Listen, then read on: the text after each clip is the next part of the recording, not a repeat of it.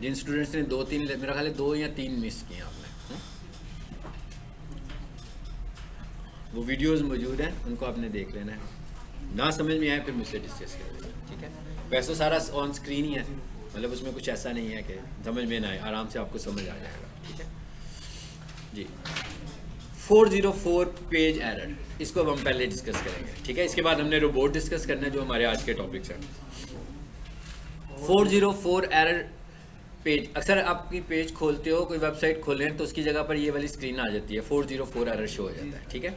इसका मतलब क्या है कि यहाँ पर शायद पहले वेबसाइट मौजूद थी, लेकिन अब जो है यहाँ पर कोई लिंक मौजूद नहीं है। अब ये क्यों आ जाता है? खुद ब खुद तो नहीं आ सकता ये इसलिए आ जाता है कि पहले वेबसाइट किसी ने बनाई, उसका लिंक वगैरह जैसे एंकर लगाते हो आप, लगा दिया, बाद में वेबसाइट में कुछ चेंज आई और वेबसाइट का नाम तब्दील कर दिया, ठीक है। किसी ने वेबसाइट का नाम चेंज कर दिया, अब यहाँ उस URL का नाम चेंज कर दिया, तो जब आप उस लिंक पे क्लिक करते हो तो वो URL तो चेंज हो चुका हुआ है, यानी फाइल का नाम चेंज हो गया, कोडिंग में नाम अभी भी कौन सा चल रहा है? पुराना ही चल रहा है। तो उसकी वजह से ये 404 का एरर आता है। ये वाला काम भी SEO एक्सपर्ट का ही होता है कि वो इन एरर्स को फाइंड करे कि भाई ये एक वेबसाइट है, इसके अंदर 404 के एरर्स तो नहीं आ रहे, इसलिए कि ये भी एक बहुत मेन फैक्टर है। ये एक जनरल सी बात है, जैसे आप किसी को एड्रेस दें अपना कि जनाब माल रोड पे आइएगा, उधर मेरा ऑफिस है, हाँ, और वो उधर आए तो उधर ऑफिस नाम की कोई चीज़ ही ना हो, तो आपके बिजनेस का इंप्रेशन तो ख़राब होगा, ठीक है ना। उसे लगेगा कि आप कोई फेक काम करने लगे हुए हो। सेम इसी तरह SEO में भी इसका इंप्रेशन ख़राब होता है अगर आपके लिंक पर पेज ओपन ना हो रहा हो। तो ये काम भी SEO एक्सपर्ट का होता है, और ये भी एक इम्पॉर्टेंट फैक्टर है SEO को रैंक करने का कि उसमें 404 एरर्स तो नहीं जनरेट हो रहे, ठीक है। तो इसका मतलब ये हुआ कि हमें लोकेट करना है कि 404 एरर्स तो नहीं जनरेट हो रहे। अब ये कैसे जनरेट, इसको पता कैसे लगेगा? छोटी वेबसाइट हो तो बड़ा आसान है, 5-6 क्लिक्स करके चेक हो जाएगा, ऐसे ही है ना, ऐसे ही लगता है ना कि भाई क्लिक्स करेंगे और चेक कर लेंगे। इस काम को चेक करने के लिए हमारे पास मुख्तलिफ टूल्स मौजूद हैं, हम इस काम को टूल्स की मदद से चेक कर सकते हैं, ठीक है। जैसे आप देख रहे हो इस PDF फाइल के अंदर लिंक्स आ रहे हैं, ब्रोकन लिंक चेक कर, ब्रोकन लिंक चेक कर, Ahref ब्रोकन लिंक्स, यानी ये टूल्स हैं जिनकी है, और ये फ्री टूल्स हैं, ठीक है, ये पेड टूल्स नहीं है। इनकी मदद से हम ब्रोकन लिंक्स को, इनको ब्रोकन लिंक्स कहते हैं। 404 का जो एरर प्रोड्यूस हो रहा है बेसिकली क्या है, ये ब्रोकन लिंक्स हैं, यानी कि इन लिंक्स के ऊपर कुछ भी नहीं है, इन लिंक्स पे आपको क्लिक करने से कोई पेज ओपन नहीं हो रहा, ठीक है। So these are broken links. अब मैं इनमें से किसी एक पे क्लिक करता हूं,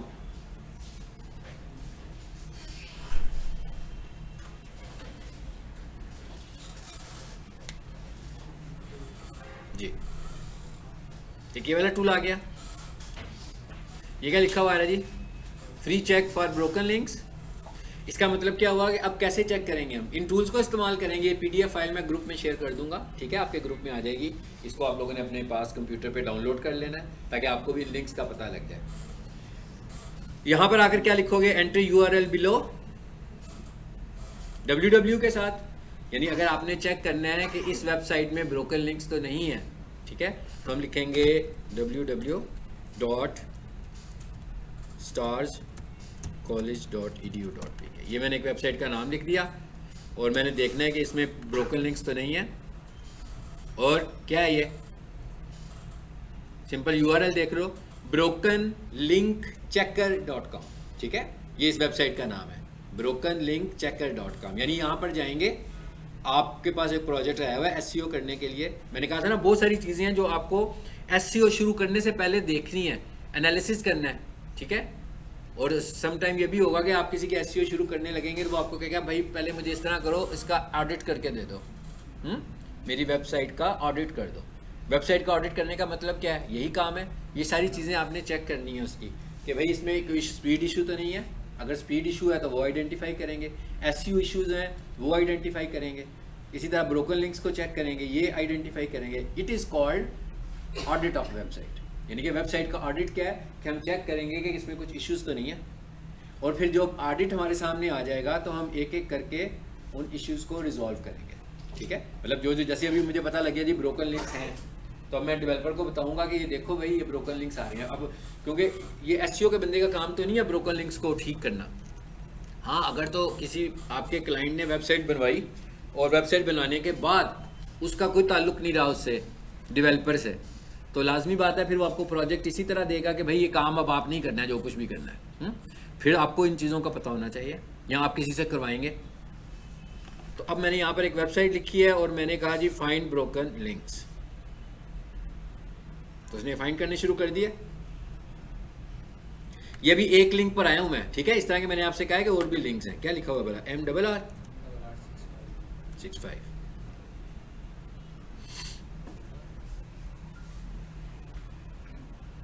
जी प्रोसेसिंग शुरू हो गई है।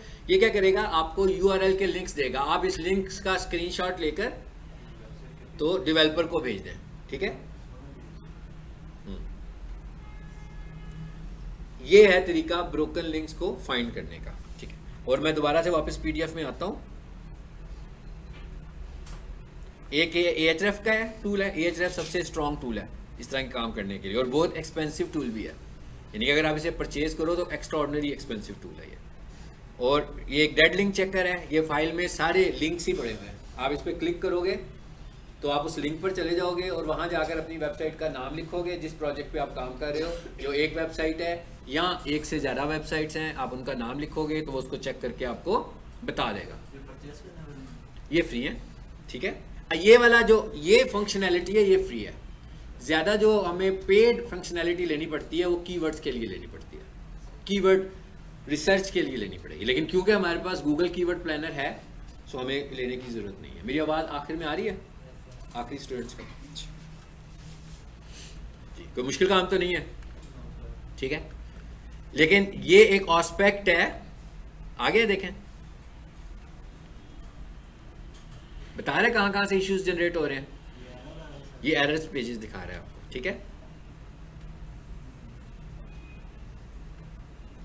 ये 404 एरर आया हुआ है, जरा इस पर क्लिक करो।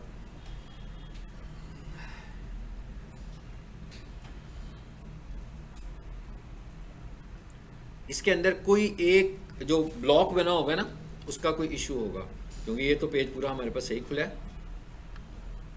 इधर आए जरा वापस,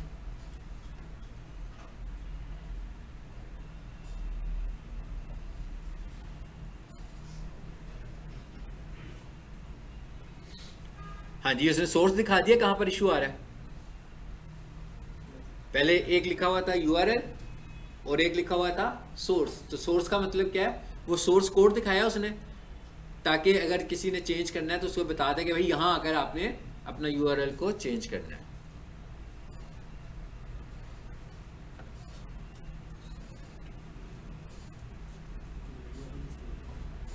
ठीक है, ये मैसेजेस आते हैं, इस तरीके से मैसेज आ रहा है कि किस किस के ऊपर कौन सा एरर पेज जनरेट हुआ है। किस पर आया था पहला,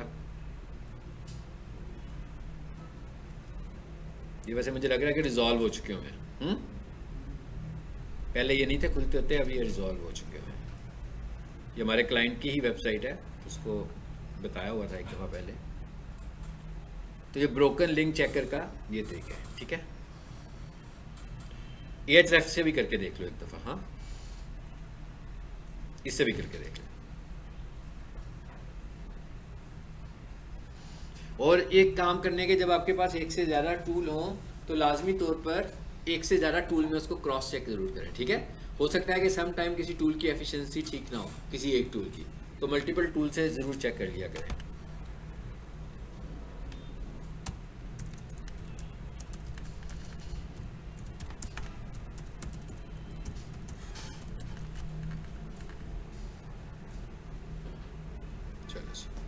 आई एम नॉट रोबोट, इसे क्लिक करें और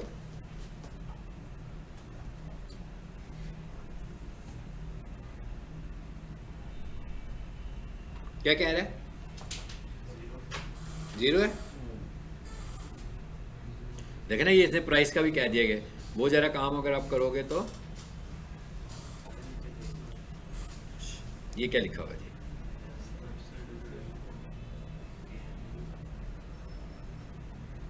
क्लिक किया मैंने यहाँ पे, ठीक हो गया मैं सारा। एक और भी था, उसको भी देख लो। कौन सा था वो? डेड लिंक चेकर, इसको भी देखें।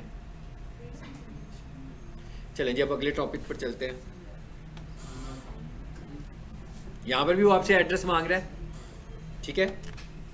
यहाँ पर आकर हम वेबसाइट का नाम लिखते हैं, कोई और वेबसाइट लिख लेते हैं। ये जो हम नाम लिख रहे हैं, ये उसका लिख रहे हैं जिसका एरर हुआ। जिस वेबसाइट को आप चेक कर रहे हैं ना, मतलब मैं एक प्रोजेक्ट पे काम कर रहा हूँ, एक प्रोजेक्ट की एसईओ करनी है मैंने, तो मेरे पास वेबसाइट आई है, तो मैंने ये ऑडिट कर रहा हूँ ना, ऑडिट का एक हिस्सा ये वाला है कि भाई चेक कर लो उस पर ब्रोकन लिंक्स तो नहीं है। अगर ब्रोकन लिंक्स हैं, ब्रोकन लिंक्स कैसे होंगे? ऐसे नहीं होंगे कि खुद से खुद बन जाएंगे, मतलब ये डेवलपर की वजह से बने होंगे बाद में। हाँ जी, कोडिंग में कुछ चेंज हुआ होगा, ये किसी में भी हो सकते हैं, वर्डप्रेस में भी हो सकते हैं, बिल्कुल हो सकते हैं। उसमें स्लग होता है ना, वो स्लग चेंज हो गया तो चेंज हो गया, ठीक है। ये आ गए हैं ब्रोकन एरर, तो इसमें फिर हम इसको रिजॉल्व कैसे करेंगे? इसको रिजॉल्व ऐसे करेंगे कि एंकर का टैग लगा हुआ है, ठीक है ना, एंकर के टैग के अंदर लिखा हुआ है एक लिंक, और उस फाइल का नाम लिखा हुआ है फॉर एग्जांपल abc.html, लेकिन अब उस फाइल का नाम चेंज हो चुका हुआ है, और जहां पर वो सेव हुई है वहां पर उसका नाम है xyz.com, लेकिन लिंक किस पे जा रहा है? abc पे जा रहा है। बेसिकली डेवलपर का काम था, जब उसने इसको abc किया तो उस फाइल के नाम को भी चेंज कर दिया था, ठीक है।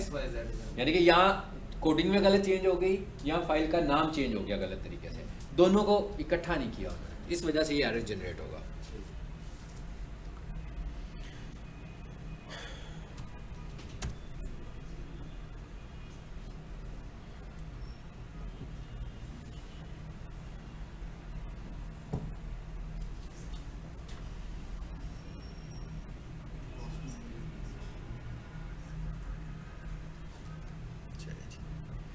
अगला जो हमारा टॉपिक है वो क्या है जी? बहुत अहम टॉपिक, रोबोट्स फाइल, ठीक है। एसईओ से रेलिवेंट बहुत अहम टॉपिक है हमारा रोबोट्स का, कि ये रोबोट फाइल क्या होती है। यानी मैं शुरू वाले दिन से एसईओ की जब बात करता हूँ तो मैं आपसे कहता होता था क्राउलर, ठीक है ना, स्पाइडर बॉट, और मैं आपसे कहता था कि भाई आपकी वेबसाइट क्राउलेबल होनी चाहिए। अगर आप डुप्लीकेट कंटेंट यूज़ करते हैं तो आपकी वेबसाइट क्राउलेबल नहीं है। ये बात कह रहे थे ना कि अगर हम डुप्लीकेट कंटेंट इस्तेमाल करें तो हमारी वेबसाइट क्राउलेबल नहीं होती। तो इसका मतलब क्या हुआ कि हमें अपनी वेबसाइट को क्रॉल करवाना है। अगर आपकी वेबसाइट क्रॉल होगी तो इंडेक्स होगी, अगर इंडेक्स होगी तो रैंक होगी, ठीक है। अब क्राउल से मुराद क्या है, क्राउल क्या है और क्राउल कौन करेगा, ठीक है। बिल्कुल ऐसी है जैसे आपकी क्लास में इतने सारे स्टूडेंट्स बैठे हुए हैं, मैं आपकी क्लास पढ़ा रहा हूँ और मैं एक साथ साथ एनालिसिस भी करता हूँ रोज़ाना की बुनियाद पर कि भाई कौन से स्टूडेंट्स हैं जो इन टाइम आते हैं, ठीक है, कौन से स्टूडेंट्स हैं जो डिसिप्लिन वाइज बहुत अच्छे बैठे होते हैं, कौन से स्टूडेंट्स हैं जो मुझसे क्वेश्चन करते हैं, कौन से स्टूडेंट्स हैं, मतलब ये एक एनालिसिस कर रहा हूँ और क्लास के एंड पर जो है ना एक लिस्ट बना लेता हूँ टॉप स्टूडेंट्स की। बेशक सारों की बनाता हूँ लेकिन एक रैंकिंग हो जाती है कि एक ऊपर आता है, एक नीचे आता है, एक उसके नीचे आता है। फिर कल का दिन आया, फिर ऐसे ही हो गया, सब कुछ रिपीट हुआ।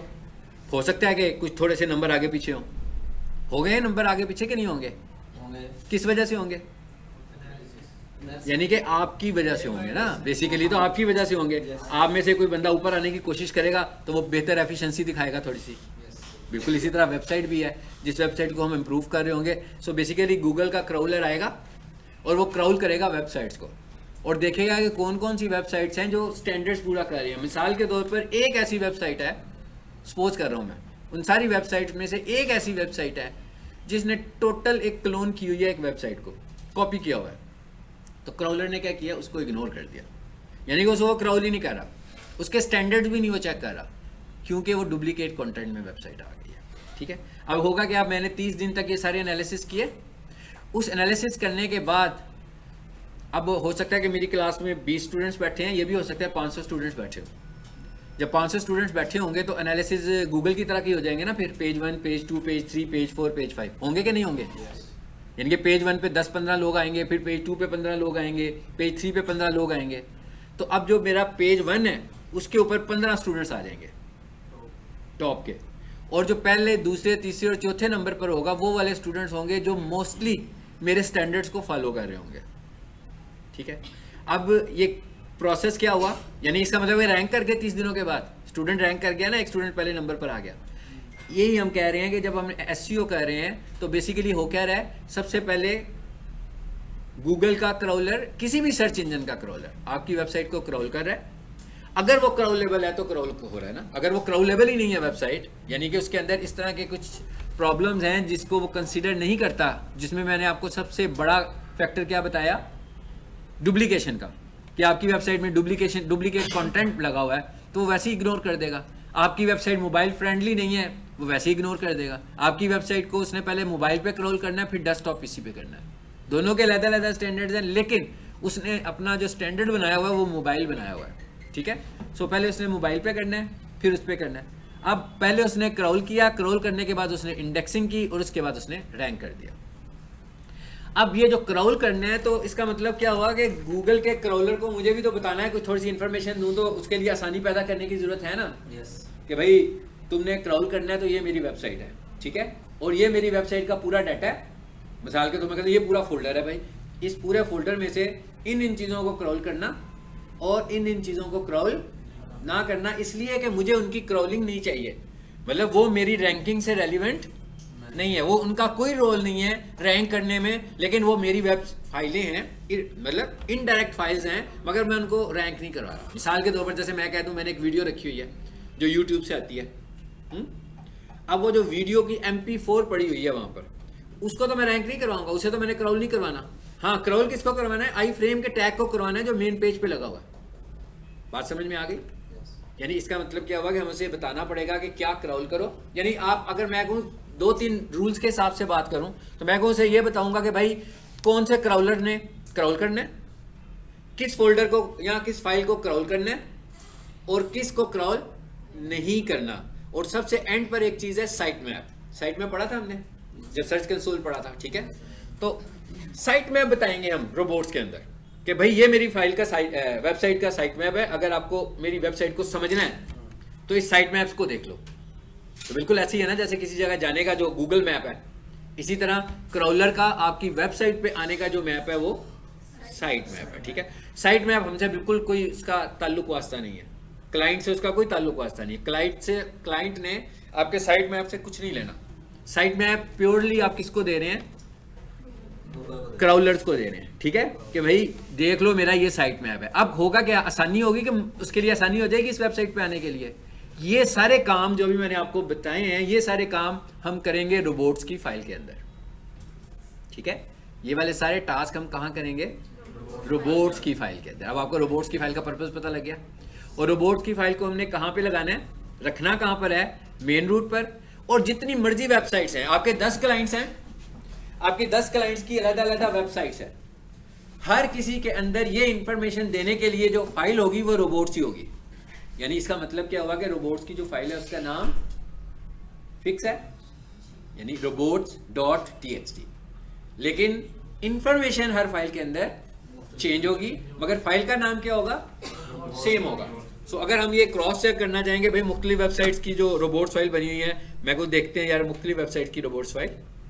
तो मैं यहाँ आया हूँ और यहाँ का मैंने लिख दिया dckitchen/robots.txt, ठीक है। अब मैं एक वेबसाइट की इस वक्त रोबोट फाइल देखने लगा, डीसी किचन की। मैं इस पे एंटर करता हूँ, आ गई है। अब ये इंफॉर्मेशन जो है इस वेबसाइट के मुतालिक हम क्राउलर को दे रहे हैं। ये सर इस वेबसाइट के मुतालिक इंफॉर्मेशन दे रहे हैं जी। मैंने क्या लिखा है, मैंने वेबसाइट का नाम लिखा है, आगे स्लैश लगाया है, और उसके बाद मैंने क्या कहा था कि इस फाइल का नाम फिक्स है। क्या नाम है, रोबोट्स। किसी भी वेबसाइट के लिए, मतलब मेरे पास 10 वेबसाइट्स के प्रोजेक्ट्स हैं, तो सबकी ये वाली इंफॉर्मेशन रोबोट्स में पड़ी हुई है, और उनके नाम में हल्का सा भी चेंज नहीं है। इस नाम में कहीं वेबसाइट का नाम भी नहीं आ रहा, सिर्फ robots.txt, यानी ये वाली। और ये वाली फाइल HTML भी नहीं है, ये वाली फाइल HTML फाइल नहीं है। इस फाइल का नाम क्या, ये सिंपल टेक्स्ट फाइल है जो हम बना रहे हैं। अब अगर मैं किसी दूसरी पे जाता हूं जो हम अक्सर देखते हैं, उसको देख लेते हैं, प्रोफेशनल किचन, इसको देखें जरा।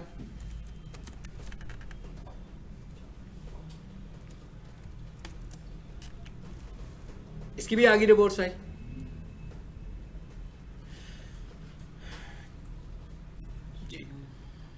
अब डीसी किचन की रिपोर्ट फाइल को जरा मैं नोटपैड में लेके आता हूँ और आपको दिखाता हूँ।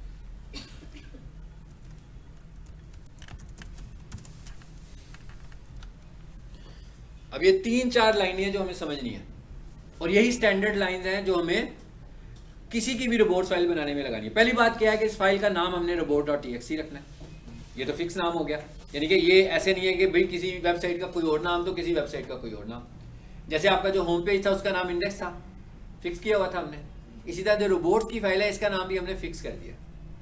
अब इसके अंदर आप देख रहे हैं कुछ पैरामीटर्स आ रहे हैं। Parameter number 1 user agent, parameter number 2 disallow, allow, बस ये 3 पैरामीटर्स हैं, या आप उन्हें कह लो ये हमने 3 रूल्स बनाए हैं। इस वेबसाइट के 3 रूल बनाए हुए हैं हमने। पहला रूल क्या है कि यूजर एजेंट। यूजर एजेंट का मतलब है कि भाई कौन कौन से क्राउलर्स हैं जो हमारी वेबसाइट को क्राउल करें। समझ आ गई बात की? मतलब जैसे मैं कहता हूं कि सर्च इंजन तो बहुत सारे हैं ना, याहू भी सर्च इंजन है, एमएसएन भी सर्च इंजन है, गूगल भी सर्च इंजन है। नो डाउट हम जो काम कर रहे हैं हम गूगल के लिए कर रहे हैं, ठीक है।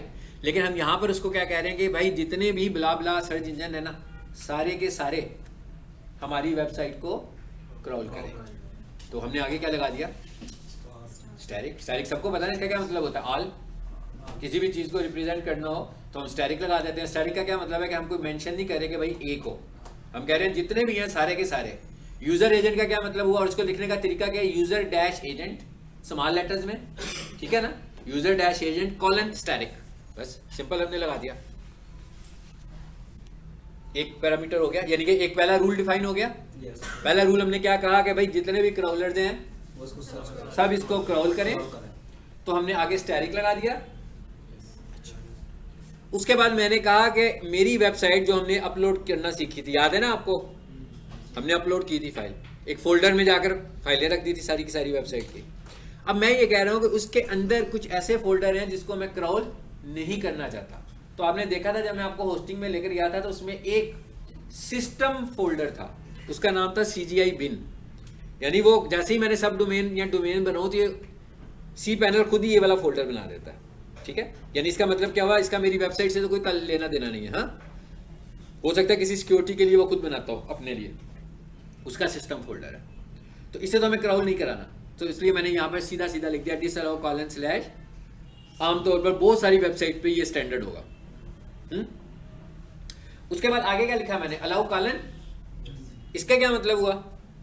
इसका ये मतलब हुआ कि भाई इसके अलावा जो कुछ भी है मैं सब कुछ अलाउ करना चाहता हूँ। फॉर एग्जाम्पल मैं कहता हूँ नहीं जी इसके अलावा जो कुछ है वो मैं अलाउ नहीं करना चाहता, बल्कि मैं कहता हूँ, फिर मैंने लिखा डिसअलाउ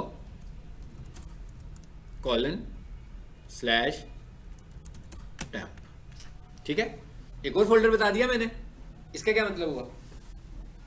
मैंने कहा एक फोल्डर और मैंने रखा हुआ टैम्प के नाम से। मैं क्या करता हूँ कि जब मैं वेबसाइट को अपडेट करता हूँ तो लाजमी बात है कि आज अगर मैंने वेबसाइट अपडेट की तो इंडेक्स फाइल चेंज कर रहा हूँ ना, तो एक इंडेक्स फाइल आज की बन गई है और एक इंडेक्स फाइल कल वाली है, यानी पुरानी वाली इंडेक्स फाइल है एक हमारे पास। तो हम ये कह रहे हैं कि भाई वो जो पुराना डाटा है, कि क्लाइंट ये ना कह दे कि 10 दिनों के बाद मुझे कि भाई वो 26 तारीख वाला डाटा दोबारा अपलोड कर दो। हाँ, तो फिर आपके पास तो होना चाहिए ना डाटा वो वाला भी।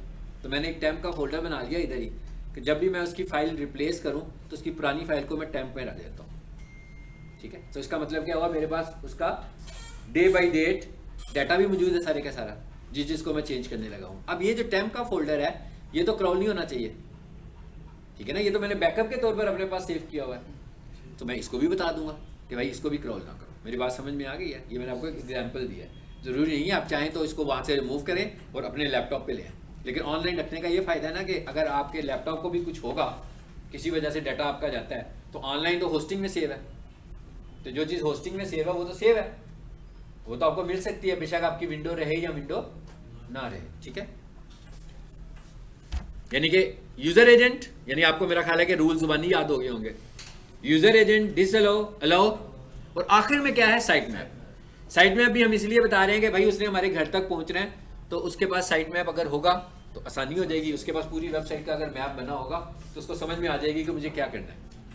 और ये साइट मैप क्या है, ये भी मैं अभी जो नए स्टूडेंट हैं उनके लिए एक बार दोबारा जनरेट कर देता हूँ, ठीक है, ताकि आपको पता लग जाए कि साइट मैप कैसे जनरेट होता है। और आपने साइट मैप में साइट मैप नहीं लिख रहे, आप देख रहे हैं मैं यहाँ पर कोई साइट मैप नहीं दे रहा, मैं तो सिंपल वेबसाइट दे रहा हूँ। यानी इसका मतलब क्या है कि भाई साइट मैप लो, इस वेबसाइट से जाकर साइट मैप ले लो। यहाँ पर मैं ये कह रहा हूँ कि आपने जो साइट मैप पिक करना है वो कहाँ से लेना है, इस वेबसाइट से। और इसका मतलब क्या हुआ कि इस वेबसाइट के ऊपर साइट मैप रोबोट्स की फाइल बनाने से पहले जनरेट कर चुका हूं मैं, ठीक है। साइट मैप कैसे जनरेट होता है, ये लीजिए इधर आया हूं मैं,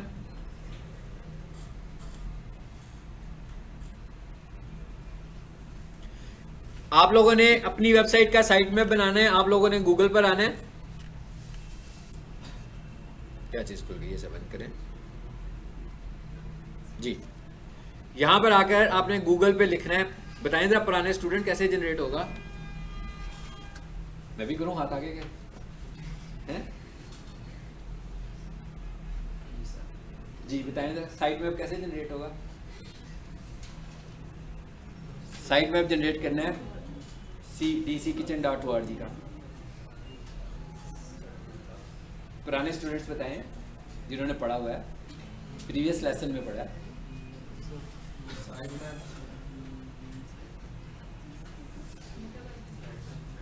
क्या तरीका है यार, ये आंखें बंद करने से आ जाएगा। परेशान नहीं हो, आपने पढ़ा नहीं है तो आपको नहीं आता, इन्होंने पढ़ा हुआ इन्हें फिर भी नहीं आता, साहब बराबर है, ठीक है, कोई टेंशन लेने वाली बात नहीं है। हाँ जी, साइट मैप कैसे जनरेट होगा, फंस गए अब हम यहाँ, इससे आगे करके ही जाने हमने, और मैंने नहीं बोलना, मैं ऐसे ही चुप करके बोलता रहूंगा, सवाल ही करता रहूंगा। गुड, चलो साइट मैप जनरेट करना है, कैसे करना है,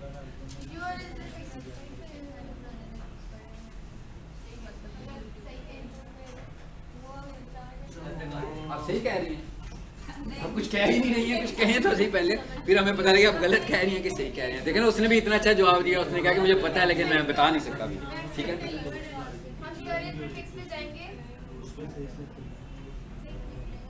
इस रो में सारे पुराने स्टूडेंट बैठे हैं कि दूसरी क्लास के भी हैं, सारे इसी क्लास के हैं,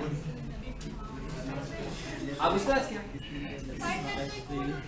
हाँ जी, वो भी मैं कह रहा हूँ, साइट मैप जनरेट करना है, कैसे जनरेट होगा। साइट मैप वेबसाइट का बनाना है मुझे भाई, सबमिट तो कर ही नहीं रहे, सेव भी नहीं कर रहे, कुछ नहीं कर रहे, अभी तो पहले मरने में साइट मैप बनाना है।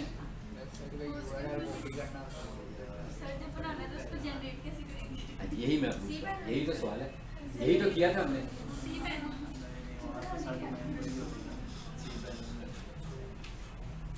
इसका मतलब है कि आप बस मेरा ही इम्तिहान लेते हैं, खुद कुछ नहीं करते हैं ना। क्लासरूम में मेरा 1.5 घंटे का इम्तिहान लेते हैं, जुबान पे नहीं चढ़ रहा,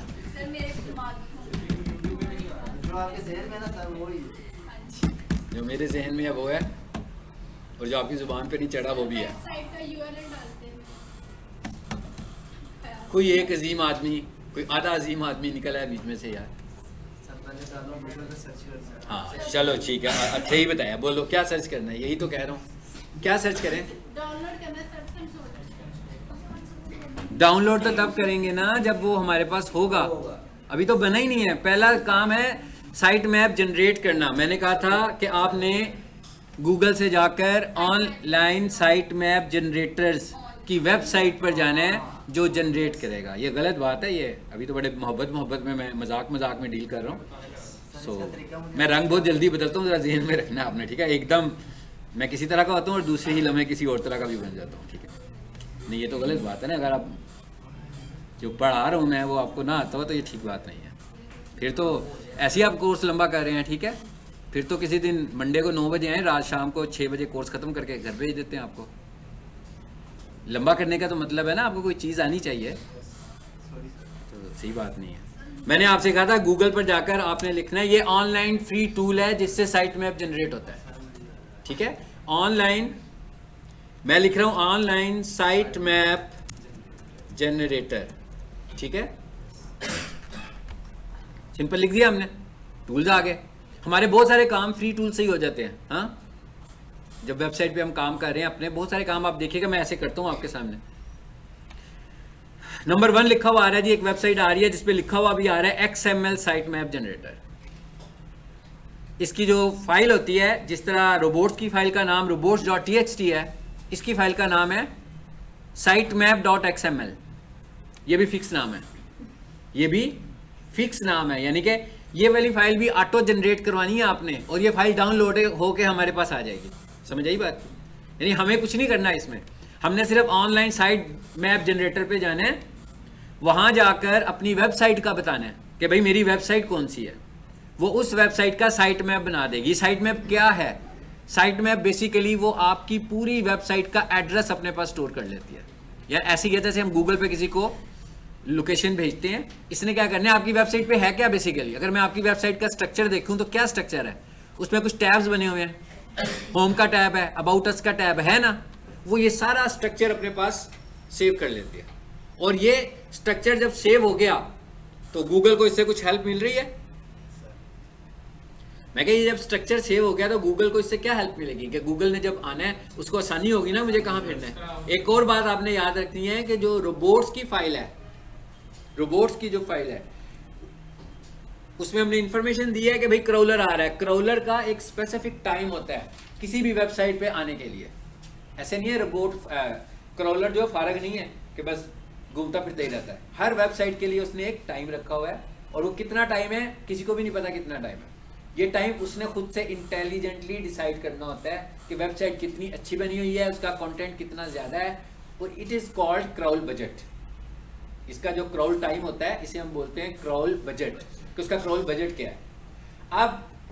अब मुझे नहीं पता उसका क्रॉल बजट कितना कम है, तो मुझे कोशिश करनी चाहिए कि मैं क्रॉलर के लिए आसानियां पैदा करूं, ताकि वो जब मेरी वेबसाइट पर आए ये ना हो कि उसका जितना क्रॉल बजट है वो खत्म हो जाए और मेन चीज जो मैं मैसेज देना चाहता हूँ वो दे ही ना पाऊँ। मतलब मैंने उसे बताया ही नहीं, मतलब मेरी एक वेबसाइट है, मैं कहता हूँ वेबसाइट में मेरी 4000 फाइलें पड़ी हुई हैं, जिनमें से मुझको सिर्फ 200 फाइलों को या 150 फाइल को क्रॉल करवाना था, लेकिन मैंने रोबोट की फाइल ही नहीं बनाई। तो क्रॉलर को किस मुश्किल में डाल दिया कि भाई इन 4000 में से 150 ढूंढो पहले खुद से। ऐसे ही है ना, वो खुद ही देखे ना क्या क्रॉल होने वाला डाटा है, तो लंबा काम हो गया, क्रॉल बजट खत्म हुआ उसका, वापस चला गया।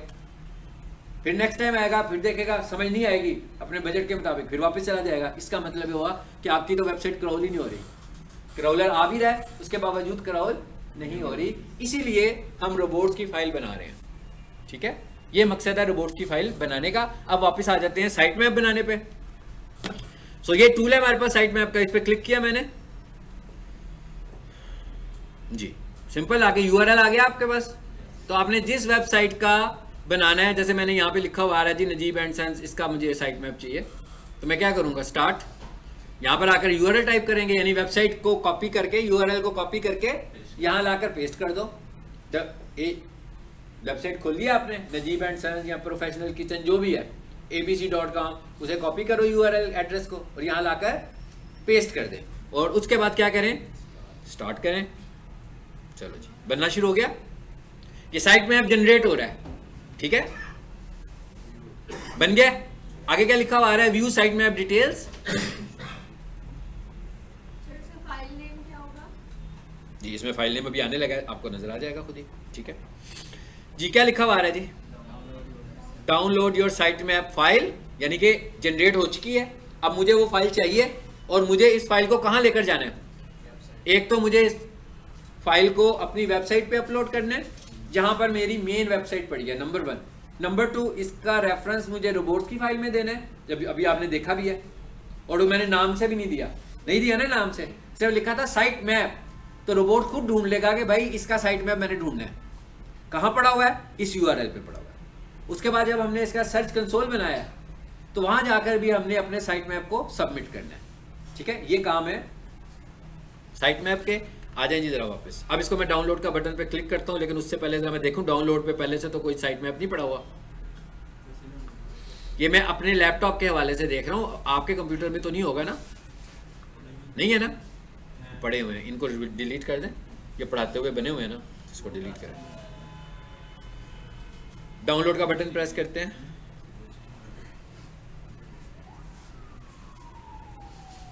नहीं हुआ प्रेस के, नहीं हुआ है। फाइल डाउनलोड हो गई है। इस फाइल का जो नाम है वो क्या है, साइट मैप डॉट XML।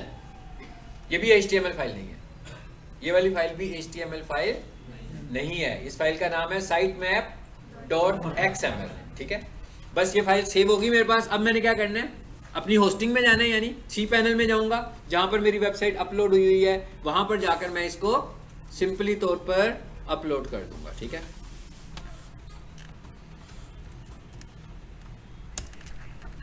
आप लोग तो बहुत अजीब निकले हो यार, मैं बड़ा डिसअपॉइंट हुआ।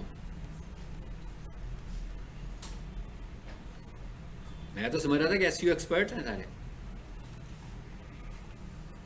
मतलब 1% तो होना चाहिए ना यार, रेशियो 1% की रेशियो तो होनी चाहिए।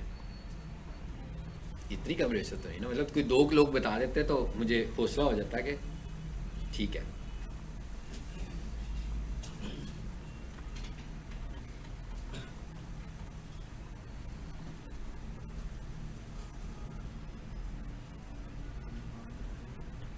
मैं होस्टिंग में आ रहा हूँ ताकि नए स्टूडेंट्स को भी बता दें कैसे यहाँ पर अपलोड होना है। ठीक है, ये cPanel में मैं जा रहा हूँ। और cPanel कैसे होता है, अगर आपने होस्टिंग परचेज की हुई है तो जिस कंपनी से आप होस्टिंग परचेज करेंगे तो वो आपको यूजर नेम और पासवर्ड देंगे अपनी कंपनी के होस्टिंग पे लॉगिन होने के लिए, और सम टाइम वो आपको आपके cPanel का यूजर नेम और पासवर्ड दे देंगे। ठीक है, सो मेरे पास होस्टिंग का यूजर नेम पासवर्ड था तो मैं उसके थ्रू आ रहा हूँ।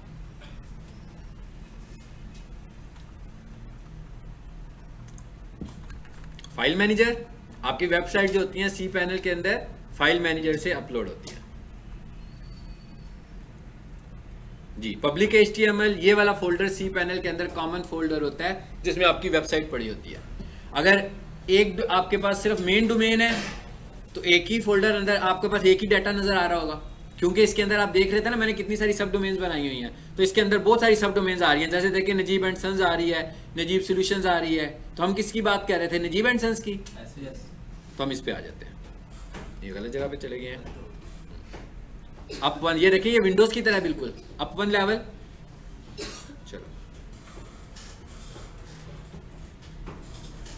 जी, जरा देखें यहाँ पर पहले से पड़ी हुई है, ये साइट मैप नीचे आ रहा है नजर।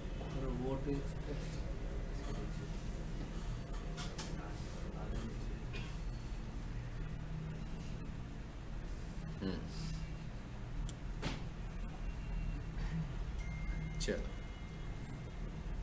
ये आ रही है ना साइट मैप की फाइल। तो फॉर एग्जांपल अब ये देखें ये साइट मैप चेंज भी हो सकता है। मिसाल के तौर पर आपने वेबसाइट में कुछ मेजर चेंजेस कर दी, कोई नए टैब्स ऐड कर दिए उसमें, या किसी एक टैब के अंदर फर्दर ऑप्शंस ऐड कर दिए, तो इसका मतलब क्या हुआ, स्ट्रक्चर चेंज हो गया आपकी वेबसाइट का। तो फिर मुझे क्या करना पड़ेगा, नए सिरे से साइट मैप जनरेट करके अपलोड भी करना पड़ेगा, और फिर गूगल सर्च कंसोल में दोबारा सबमिट करूंगा कि भैया अभी नए वाले साइट मैप को रीड करो। ठीक है, तो मैं इस फाइल को रिमूव करता हूं ताकि पता लग जाए स्टूडेंट्स को। और अब क्या करें, अपलोड, सिलेक्ट, कहां पड़ा हुआ था, डाउनलोड्स में, बस इस फाइल को अपलोड कर देंगे यहाँ पे, बस सिंपल।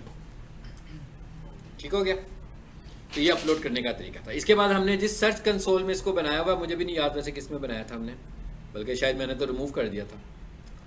अब आपने जिस सर्च कंसोल में इसको अप्रूव कराया हुआ है, गूगल सर्च कंसोल, वहां पे जाकर आप इसको सबमिट करेंगे। अगर इसमें आ जाता है तो फाइन, नहीं तो मैं दूसरे में आपको दिखा दूंगा कि सर्च में कहाँ से सबमिट होता है। नहीं, इधर देख लेते हैं। इसमें एक वेबसाइट आ रही है मगर नॉन वेरीफाइड है, रिमूव किया हुआ है। ठीक है, इसमें देख लेते हैं इसके सर्च कंसोल में क्या पड़ा हुआ है। इसमें तो बहुत सारी वेबसाइट्स होंगी। साइन इन,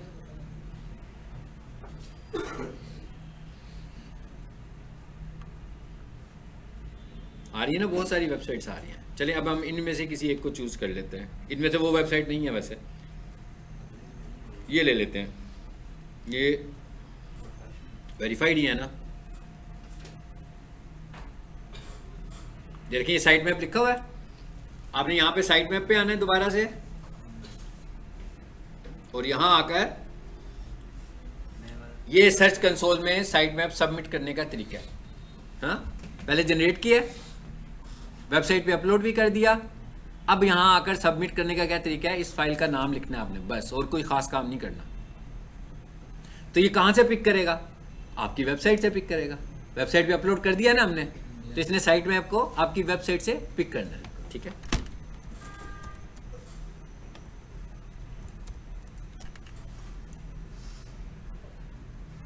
सबमिट कर दूं। इसका अभी जो मैं नया साइट मैप बनाया उससे इसका कोई ताल्लुक नहीं है। हाँ, ये तो मैं किसी और वेबसाइट पे गया हूं ना, तो इसका मतलब क्या हुआ कि इसने इसका सबमिट पिक किया, साइट मैप पिक किया है जो इसके पास पहले से ही मौजूद है। ठीक है, तो आपने अपना सर्च कंसोल में जाकर साइट मैप को देख लेना है। जी, ये बात होगी ख़त्म। और अब हम, इसका मतलब क्या हुआ कि हमने ये फाइल बना ली, सपोज कर लिया, यहाँ पर सिर्फ एक चीज़ चेंज होनी है बस, ऐसी है ना, ये मैंने एक्स्ट्रा आपको बताई थी, इसको भी मैं डिलीट कर देता हूँ लाइन को। तो आप सिंपल अपनी जो वेबसाइट बनाएं, अगर आप उस पर ये 3 लाइनें लिखेंगे तो आपका रोबोट्स फाइल बन जाएगी। ये रोबोट्स फाइल है ना हमारी, और रोबोट्स फाइल के अंदर हम रेफरेंस दे रहे हैं साइट मैप का भी, और साइट मैप हमारा बना हुआ है, और साइट मैप के अंदर हम आगे साइट मैप .xml भी नहीं लिख रहे ना, यहाँ कहीं नहीं लिख रहे हम, यहाँ सिर्फ ये बता रहे हैं कि भाई साइट मैप बना हुआ है। जब क्रॉलर को ये बता दिया कि साइट मैप बना हुआ है, तो क्रॉलर खुद ही चेक कर लेगा साइट मैप कहाँ है। ठीक है, यहाँ हम सिर्फ इंफॉर्मेशन दे रहे हैं कि साइट मैप है, कहाँ है, इस वेबसाइट पे है, वेबसाइट का लिंक दे दिया, अब वो खुद चेक करेगा। अगर आपने लाइव साइट मैप को चेक करना हो तो उसका ये तरीका होता है, जैसे लिखा है मैंने वेबसाइट का नाम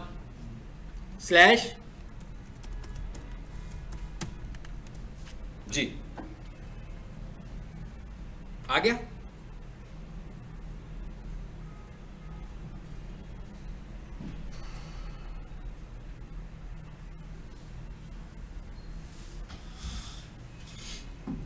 ये साइट मैप बना हुआ है, और ये इस कोडिंग का हमसे कोई लेना देना नहीं है।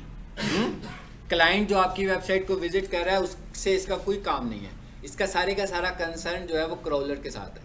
ये इन्फॉर्मेशन आप क्रॉलर को देने लगे हुए कि क्या क्या चीज़ें बनी हुई हैं इसके ऊपर, बस, और कुछ नहीं करना। तो ये साइट मैप भी हो गया, रोबोट्स फाइल बन जाएगी। कैसे?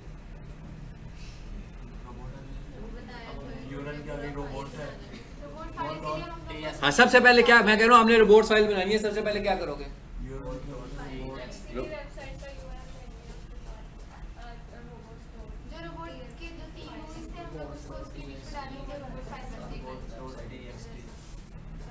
मैंने कहा रोबोट्स बनाओ, कॉपी पे बना के दिखाओ कैसे बनाओ। कोडिंग मैं उधर लिख रहा हूँ, आप इधर लिख लोगे, कैसे बनाओगे? मैंने कहा मैं आपसे वो कॉपी पे मुझे रोबोट फाइल बना कर दे, कैसे बनाएंगे?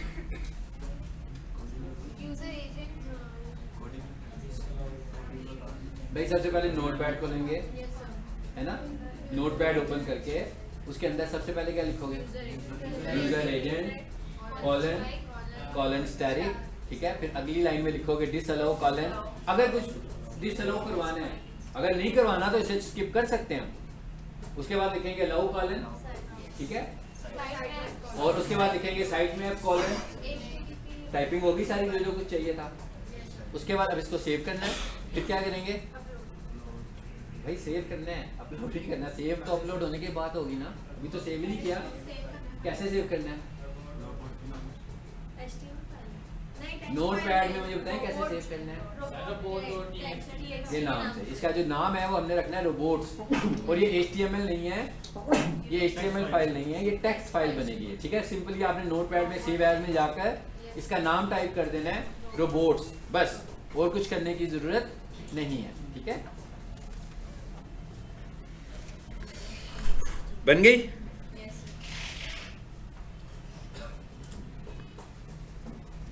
पता लग गया कैसे बननी है? अच्छा, अब जरा इसकी जो स्लाइड है उसको गो थ्रू करते हैं। ये मैंने आपको जितनी बातें बताई हैं, अब ये सारी बातें इस स्लाइड में लिखी हुई हैं, ठीक है। Robot text file that resides in the root directory of your website, ठीक है। रूट डायरेक्टरी का मतलब क्या होता है? मेन रूट, जहाँ पर हम काम करने लगे हुए हैं, यानी रोबोट फाइल के कहाँ पर पड़ी होगी? मेन रूट पे पड़ी होगी। पहले आपने इसे बना लिया, बनाने के बाद आपने इसने मेन रूट पे आपने इसे रख दिया। रोबोट.txt is the plain text file that follows the robot exclusion standards. robot exclusion standards से क्या मुराद है, ये भी हम डिस्कस कर रहे थे कि भाई क्या चीज़ हमने उसमें करवानी है और क्या काम नहीं करवाना, किसको इंक्लूड करवाना है, किसको एक्सक्लूड करवाना है. डिसअलाउ का मतलब है कि एक्सक्लूड करवा रहे हैं आप लोग, ठीक है जी. A robot text file consists of one or more rules. इसका क्या मतलब है? टेक्स्ट फाइल के एक रूल नहीं होता, ज्यादा रूल. कौन से? और हाँ, ये जो हमने उसको कंडीशंस बताई थी, ये सारे उसके रूल्स हैं. ठीक हो गया? ओके. ये लिखा हुआ है कि इसके एक्सक्लूशन स्टैंडर्ड्स क्या हैं, जो अभी हमने डिस्कस किए हैं. और नीचे आ जाओ. What happened if you don't have a robot text file? ये भी मैंने आपसे डिस्कस किया है. इसका क्या मतलब है? इसका मतलब है कि भाई अगर आप नहीं बताओगे तो वो पूरी वेबसाइट को ही क्रॉल करेगा. और क्रॉलर का जो होता है, क्रॉल बजट होता है, जो हमने डिस्कस किया था. क्रॉल बजट का मतलब इन टर्म्स ऑफ कैश नहीं होता, इन टर्म्स ऑफ टाइम होता है. तो वो एक खास टाइम के लिए उसने आपकी वेबसाइट पर आना है. तो अगर फाइलें बहुत ज़्यादा हैं तो हो सकता है कि उसका क्रॉल बजट ही ख़त्म हो जाए और वो आपकी असल फाइल को क्रॉल किए बगैर ही वापस चला जाए. ठीक है. और what happens if I accidentally block search engines from accessing my website. मिसाल के तौर वो जो डिसअलाउ की शर्त रूल था, उसमें आपने कोई अपना मेन फोल्डर, जैसे पब्लिक HTML वाला फोल्डर है, वो लिखा गया आपसे गलती से, तो क्या होगा? सिंपल है, क्रॉल ही नहीं होगा. आपने खुद ही उसको बता दिया कि डिसअलाउ कर दो. ठीक है. तो इन चीज़ों को हमें खुद से मैनेज करना है. ठीक है. अगर गलती से भी ऐसे होगा तो मैनेज हमने ही करना है जी. अब अगला सवाल, इतना कुछ करने के बाद, 1 घंटा पढ़ने के बाद हम कह रहे हैं कि क्या हमें ज़रूरत है रोबोट फाइल की? ठीक है ना. क्यों यूज़ करते हैं ये भी आपको समझ में आ गया है.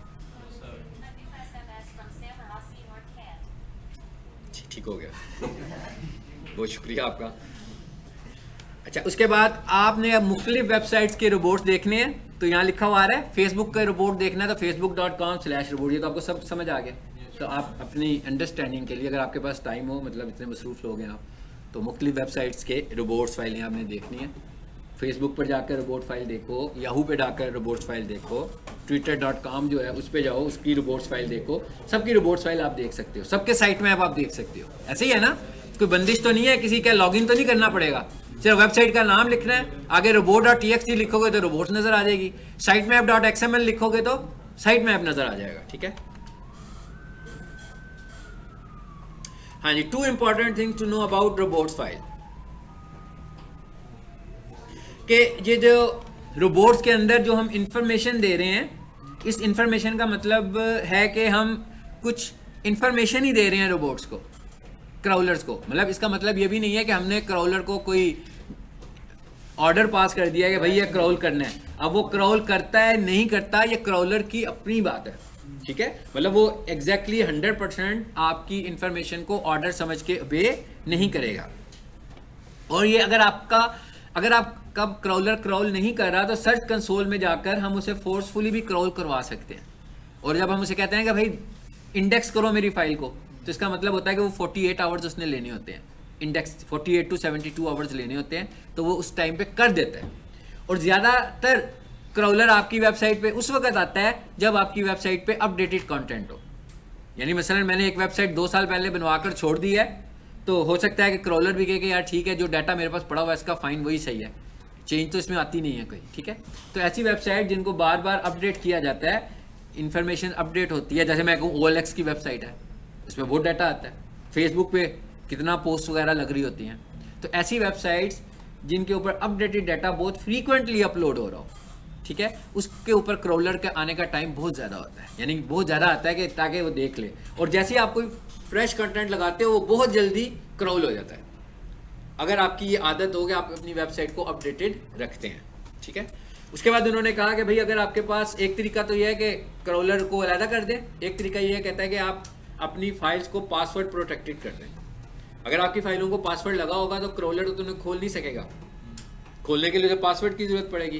तो जब वो पासवर्ड ही लगा होगा तो खुलेगा ही नहीं, तो इसका मतलब है क्राउल भी नहीं होगा. और एक और बात आपने याद रखनी है कि क्राउलर जब हम उसे कह रहे हैं कि इसे क्राउल ना करो, डिसअलाउ कर दिया. मिसाल के तौर पे मेरा अबाउट अस का पेज है, सपोज करते हैं हमने उसे कहा कि भाई इसे क्राउल नहीं करना, लेकिन मेरा जो होम पेज है, मेरे होम पेज के अंदर कुछ लिंक्स लगे हुए हैं और उन लिंक्स में से एक लिंक है जो अबाउट अस पर जाता है। तो अगर आकर किसी बंदे ने अबाउट अस पे क्लिक कर दिया लिंक पर, तो क्रॉल तो होगा ना। तो ये भी हमने चीज़ देखनी है कि जिनको हम 100% रोकना चाहते हैं क्रॉल करने से, तो अगर वो किसी और पेज के ऊपर लिंक की सूरत में मौजूद होंगे तो वहाँ से तो वो क्रॉल हो ही रहे होंगे, तो हमें फिर उन्हें वहाँ से भी रोकना होगा। कैसे रोकना होगा? उन लिंक्स को हमें डिसेबल करना होगा कुछ देर के लिए कि भाई ये लिंक्स फॉलो ना करें, मतलब उनका जो पेज का लिंक है वो वहाँ से रिमूव कर दें। href में आपने दिया होता है ना कि भाई क्लिक करें तो इस जगह पर चला जाए, तो उसे आपको खाली करना पड़ेगा उस वक्त तक जब तक आप उसे फॉलो नहीं करवाना चाहते। ठीक है, ये वही काम फाइल आ गई है जो मैंने आपको सारी करवाई है। ठीक है जी। यूजर एजेंट, यूजर एजेंट्स क्या है? क्राउलर्स हैं। और इधर ये एक लिंक पड़ा हुआ है, अगर आपने देखना हो कि जो मुख्तलिफ सर्च इंजन हैं उनके क्राउलर्स कौन कौन से हैं और उनके क्राउलर्स के नाम क्या हैं, ठीक है, तो आप इस लिंक पे क्लिक कीजिएगा तो सबके क्राउलर्स भी आ जाएंगे और उनके क्राउलर्स के नाम भी आ जाएंगे।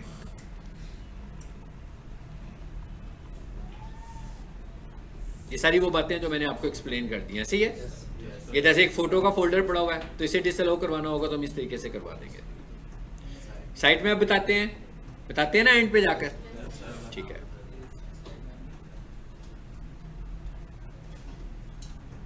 और आखिर में क्या है,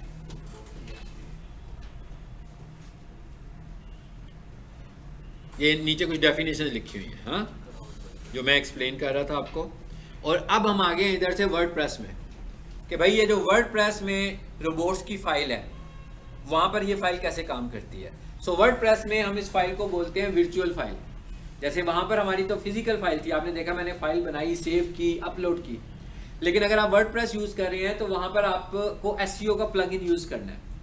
अगर आपने वर्डप्रेस में एसईओ करनी है तो कोडिंग से तो नहीं हो रही है, वहां पे प्लगइन से हो रही है। जो मोस्ट पॉपुलर प्लगइन है एसईओ का वो है योस्ट और रैंक मैथ, और भी बहुत सारे हैं, ठीक है, लेकिन प्रोफेशनली इन दो को इस्तेमाल किया जाता है। ये भी आपको मैंने स्क्रीनशॉट दिया है, जब मैं गो थ्रू करूंगा ना वर्डप्रेस का उसको दिखाऊंगा, ठीक है। अभी मैंने उधर से स्क्रीनशॉट दिया हुआ है आपको, स्क्रीनशॉट देख रहे हैं आप कहाँ पर है। ये वर्डप्रेस में हूँ मैं, ये प्लगइन इंस्टॉल हुआ हुआ, ये वाई का निशान नजर आ रहा है आपको, ये शो कर रहा है कि ये कौन सा प्लगइन है, योस्ट का प्लगइन है, ये वाला, ठीक है।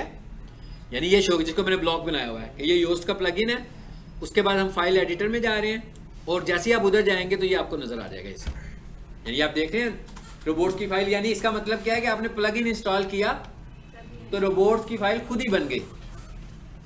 इसके लिए हमें कोई फिजिकल फाइल बनाने की जरूरत नहीं है, ये खुद से ही बन जाएगी हमारे पास।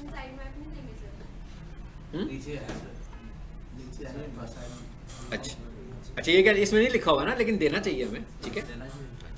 ये सिर्फ मैंने आपको इसलिए इसका स्क्रीनशॉट दिया है क्योंकि इसको भी हम देख नहीं रहे होते इस दौरान, ताकि आपको पता लग जाए कि वर्डप्रेस में कैसे होगा। जिन जिन लोगों के पास वर्डप्रेस है और वर्डप्रेस यूज करते हैं, अगर उन्होंने योस्ट का प्लगइन इंस्टॉल किया हुआ है, ठीक है, तो उसके प्लगइन पर जाएं और उसको इस्तेमाल करने का तरीका ये मैंने पूरा लिखा हुआ है। क्या लिखा हुआ है? ये एसईओ का प्लगइन, उसके बाद टूल्स, प्लगइन के अंदर टूल्स का ऑप्शन है और टूल्स में ऑप्शन आएगी फाइल एडिटर, और फाइल एडिटर में आपको ये नजर आएगा, ठीक है। रोबोट्स की टेक्स्ट फाइल खुद से ही बनी होगी पहले से। ये वो एग्जांपल दी हुई है जो भी हम कर रहे थे, हाँ जी।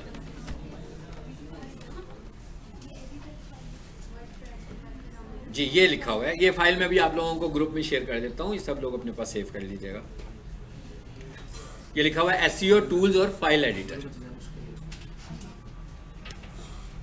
ठीक है। इस लाइन का क्या मतलब है? User agent colon Googlebot, इसका क्या मतलब हुआ? इसका मतलब ये हुआ जी मैंने फिक्स कर दिया है कि भाई ये सारे बोट इसको ना करें बल्कि सिर्फ गूगल का क्राउलर इसको करें, ठीक है। जैसे हमने पहली एग्जांपल में क्या लिखा था, स्टैटिक, तो अगर आपने सिर्फ गूगल को करवाना हो, ऐसे कराने की जरूरत नहीं है, ये सिर्फ समझाने के लिए मैंने आपको लिखा हुआ है। हाँ बिल्कुल, ठीक है। इसका मतलब होगा सिर्फ गूगल के बॉट को ही करेगा। स्टैटिक कर देंगे तो सारों को हो जाएगा ना, तो स्टैटिक इज बेस्ट ऑप्शन, ठीक है। ये सिर्फ नाम बताने के लिए एग्जांपल में लिखा हुआ है।